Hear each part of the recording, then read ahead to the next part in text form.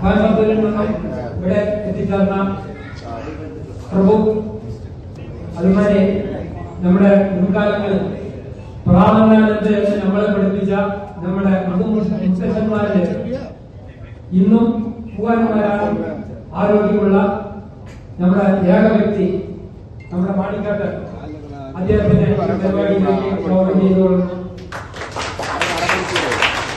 അതുപോലെ തന്നെ കോയമ്പത്തൂരിൽ നിന്നാണ് ജ്ഞാനശേഖരൻ. ഈ ടൂർണമെന്റ് എന്ന് പറയുന്നത് തന്നെ ഒന്ന് ചുണ്ണാമ്പുത്തറ, ഒന്ന് ഉളവക്കോട്.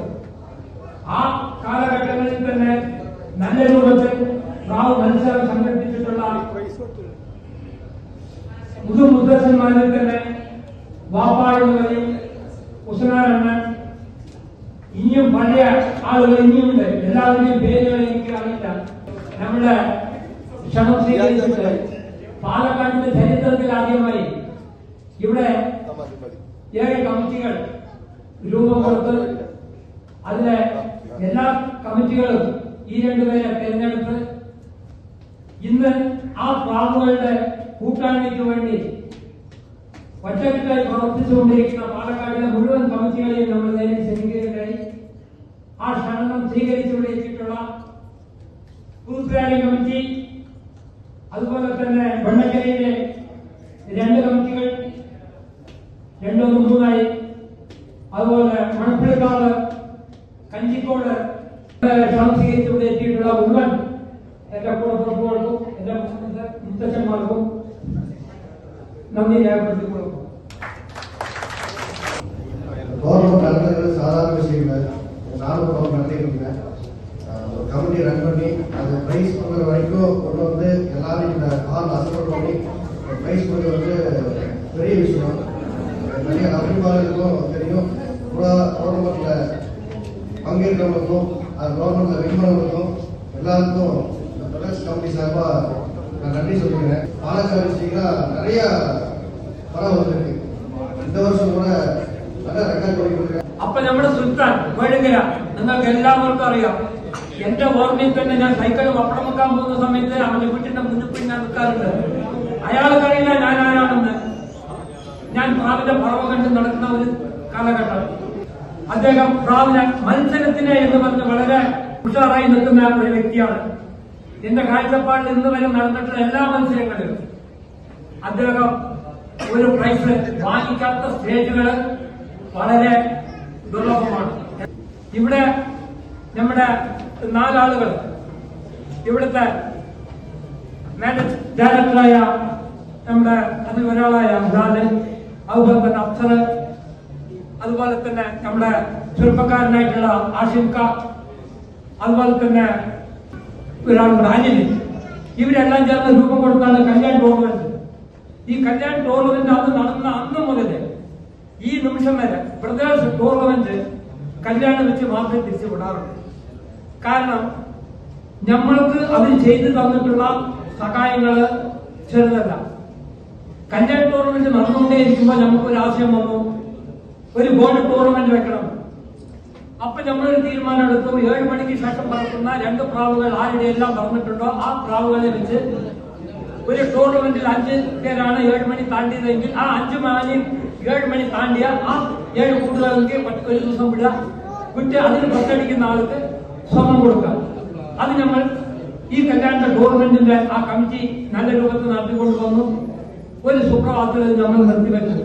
അത് നമ്മൾ വീണ്ടും ആവർത്തിക്കാൻ വേണ്ടിയിട്ടുള്ള ഒരു സാഹചര്യമാണ് ഇപ്പൊ ഒത്തുകിട്ടിയിരിക്കുന്നത്. കാരണം ഈ കള്ളുകളൊക്കെ ഒന്ന് സൈഡായിട്ട് യൂത്തുകൾ കയറി വരാനുള്ള സമയം അതിക്രമിച്ചിരിക്കുകയാണ്. നമ്മൾ സാധാരണ ടൂർണമെന്റ് പിരിച്ചുവിടുന്ന രീതിയിൽ വെച്ച് വിഭിന്നമായി നല്ല രൂപത്തിൽ ഈ തവണ പിരിച്ചുവിടാൻ തന്നെ ഏക കാരണം തന്നെ അടുത്ത തവണ കമ്മിറ്റി ഇന്ന് വർക്കിംഗ് എത്ര തന്നെ മെച്ചപ്പെട്ടിട്ടുള്ള ആളുകളുണ്ടോ ആ ആളുകൾക്ക് ഈ കമ്മിറ്റി ചാർജ് കൊടുക്കുക എന്നുള്ള ചെറിയ ഐഡിയ കൂടിയാണ്. കാരണം എനിക്കൊക്കെ ഇപ്പൊ സത്യനൂട്ട സുർമനൂട്ട വെള്ളയിൽ കാണാനുള്ള അപ്പൊ അത് 39 വയസ്സായതുകൊണ്ട് ആ പോരായ്മയാണ്. അപ്പോ അത് ഞങ്ങൾ മാറ്റാനുള്ള ഒരു തീരുമാനിച്ചതാണ്. അടുത്ത തവണ നമ്മുടെ ഈ കമ്മിറ്റി ഒരു ചെറിയ നിർദ്ദേശം എടുത്തിട്ടുണ്ട്. സാധാരണ 7 മണി കഴിഞ്ഞിട്ടുള്ള പ്രാർത്ഥനയാണ് നമ്മൾ ഗോൾഡ് ടൂർണമെന്റ് എന്ന് കണക്കാക്കുന്നത്. ഇത്തവണ 15 മണിക്കൂർ 14 14 മണിക്കൂർ. ഈ 14 മണിക്കൂർ താണ്ടി പറക്കുന്ന 2 പ്രാവുകൾക്ക് ഒരു ചാൻസ്, ഗോൾഡ് ചാൻസ്. അതിപ്പോ നമ്മുടെ ഒരു ടൂർണമെന്റിൽ 7 ആളാണ് 15 മണിക്കൂർ 14 മണിക്കൂർ താണ്ടി പറക്കുന്നത് എങ്കിൽ ആ 7 കൂടുകളും ഒരു ടൂർണമെന്റിലേക്ക് വന്ന് അതിന് ഒരു ദിവസം വിടാനുള്ള ഒരു തീരുമാനം വന്നിട്ടുണ്ട്.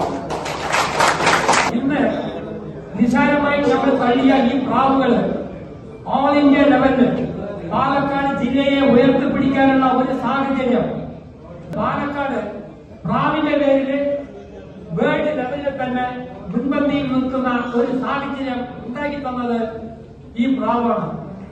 ആ പ്രാവിനെ വളർത്തിയത് കൊണ്ട് മാത്രം ആരും എവിടെ എത്താൻ പോകുന്നില്ല.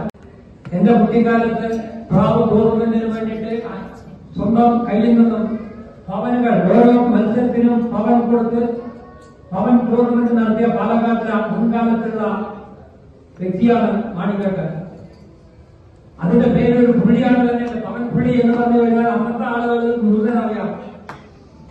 അപ്പൊ അത്രയും ഫേമസ് ആയിട്ടുള്ള ആളാണ്. അതുപോലെ തന്നെ നാഷണൽ ടൂർണമെന്റുകൾ നടക്കുന്ന ആ കാലഘട്ടത്തിൽ ആദ്യം 3rd, പിന്നെ 2nd, പിന്നെ 1st, അങ്ങനെ അന്നത്തെ സമയത്ത് തന്നെ അന്ന് ഈ കല്യാണമൊന്നും ടൂർണമെന്റിന്റെ ഭാഗത്തേക്കില്ല. പിന്നീടാണ് അവരൊക്കെ അതിൽ നിന്ന് പിന്മാറുന്ന ആ ഒരു സാഹചര്യം വന്നതിന് ശേഷമാണ് ഇവിടെ നാഷണൽ ടൂർണമെന്റില് കല്യാൺ 238 എടുക്കാനുള്ള ഒരു സാഹചര്യം ഉണ്ടായത്. വേദിയിലിരിക്കുന്ന വിശിഷ്ട വ്യക്തികൾ, എതിർതുല്യരായിട്ടുള്ള അല്ലെങ്കിൽ ഗുരു സ്ഥാനത്തുള്ള എല്ലാ വ്യക്തികൾക്കും ആദ്യമേ നമസ്കാരം. അതായത് പ്രദേശ് ടൂർണമെന്റ് പിരിച്ചുവിടുന്ന സമയത്ത് അടിപൊളിയായിരിക്കും എന്ന് മുമ്പേ പറയുന്നുണ്ടായിരുന്നു രണ്ട് വ്യക്തികൾ. അപ്പൊ അത് നമുക്കിവിടെ കാണാൻ കഴിയുന്നുണ്ട്. എന്തായാലും രാകേഷ് എന്നോട് ഇടയ്ക്കിടയ്ക്ക് പറയും എന്തായാലും ഇപ്രാവശ്യം നമ്മൾ വേറെ ലെവലായിരിക്കും. അപ്പൊ അതുകൊണ്ട് എന്തായാലും ആദ്യമേ ഞാൻ രാകേഷിന് ഒരു അഭിനന്ദനം അറിയിക്കുകയാണ്. അതുപോലെ തന്നെ ഇപ്പോഴത്തെ ഈ പ്രദേശ് ടൂർണമെന്റിലെ പുതുതലമുറ ഇപ്രാവശ്യം വന്ന രാകേഷിനൊപ്പം തോളോട് നിന്ന് പ്രവർത്തിച്ച എല്ലാ മെമ്പർമാർക്കും അല്ലെങ്കിൽ കമ്മിറ്റി അംഗങ്ങൾക്കും നന്ദി അറിയിക്കുകയാണ്, അഭിനന്ദനം അറിയിക്കുകയാണ്. അതുപോലെ തന്നെ കുറച്ച് ചെറിയ കുട്ടികളുണ്ടതില് ഒരു 3-4 പേര് നമ്മുടെ ശേഖരൻ, നാരായണൻ, അതുപോലെ ആഷിഫ്ക, അതുപോലെ വലിയേട്ടൻ, അങ്ങനെയുള്ള ആളുകൾ, അവർക്കും ഒരു അഭിനന്ദനം അറിയിക്കുന്നതാണ്. പണ്ട് ഗോപേട്ടൻ, നമ്മുടെ തൊട്ട് മരിച്ചു പോയ ഗോപേട്ടൻ STയില് ഗ്ലാസ് കൊണ്ടിട്ട് വരുന്ന ഒരു സീനൊക്കെ എനിക്ക് ഓർമ്മ വന്നു ഇവിടെ ശീർഷത്തിരിക്കുമ്പോ. അപ്പൊ അതുപോലെ ഉള്ള അവരുടെ തോളോട് നിന്ന് പ്രവർത്തിച്ച ഒരുപാട് വ്യക്തികൾ ഇതിലുണ്ട്. അപ്പൊ അവർ നമ്മുടെ സംസ്ഥാനത്തുള്ള ആളുകളാണ്. അപ്പൊ അതുകൊണ്ട് അവരെ കാണുമ്പോൾ അല്ലെങ്കിൽ അവരോട് സംസാരിക്കുമ്പോൾ ഈ ഒരു വേദിയിൽ നിൽക്കുമ്പോൾ ആ ഒരു ഫീലാണ് നമുക്ക് അനുഭവപ്പെടുന്നത്. ഈ വർഷത്തെ മത്സരാർത്ഥികൾക്ക് സമ്മാനങ്ങൾ നിർവഹിക്കുന്ന അതിവിശിഷ്ടമായ ചടങ്ങ് നടക്കുകയാണ് കഴിയുന്നത്.